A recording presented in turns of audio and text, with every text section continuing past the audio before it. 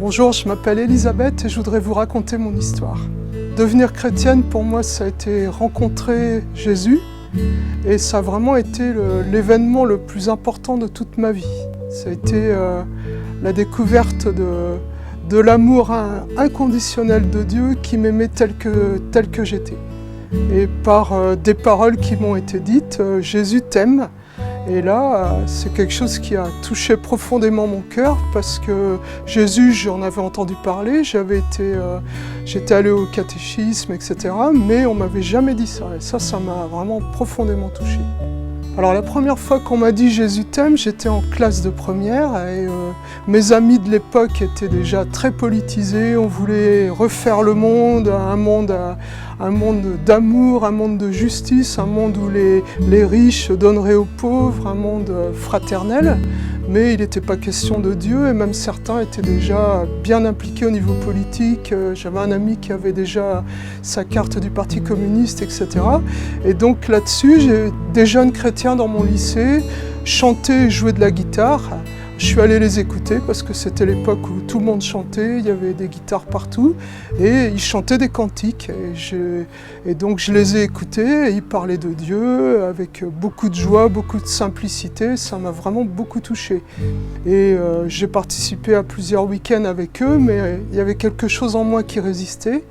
Et en mai 1974, l'une des amies de ce groupe, parce qu'ils sont devenus des amis, m'a invité à une soirée d'évangélisation sous une tente dans une cité.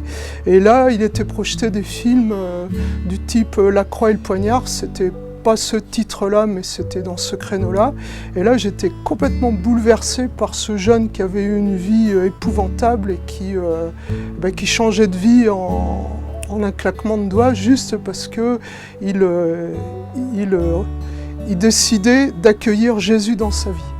Et donc ça a été, j'ai pas prononcé de mots, j'ai pas fait de prière, j'ai pas souvenir de paroles particulières, mais je sais que mon cœur a été comme brûlé par cet amour et que même si j'ai pas noté la date, je la sais pas exactement, il y a vraiment eu avant et après. Ce qui a été très significatif, c'est que dès le lendemain, quand j'en ai parlé à mes amis du moment, ils m'ont littéralement rejeté, ils me couraient après dans le lycée en criant des grands « Alléluia !» en me posant des questions du type « Est-ce que tu crois vraiment que la Vierge Marie était vierge ?» Moi, c'était pas mon souci. J'avais rencontré Jésus et il m'aimait et tout ça, c'était pas mes questions, quoi.